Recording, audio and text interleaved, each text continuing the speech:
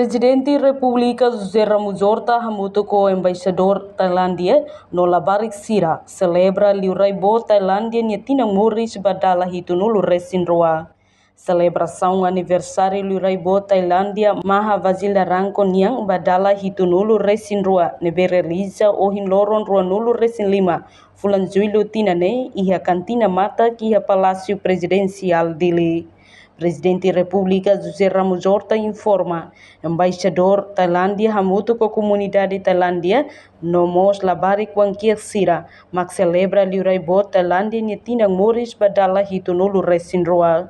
Celebra Liuraibo Tailândia Nyatinang, embaixador Tailândia, a senhora, a comunidade Tailândia de Dili, será ordenação da presidência, Cantina Mata,alo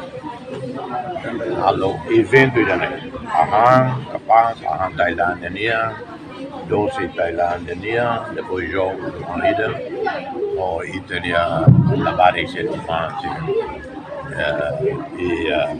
nessa celebração, Liuraibo Tailândia nia, alo Israel vale.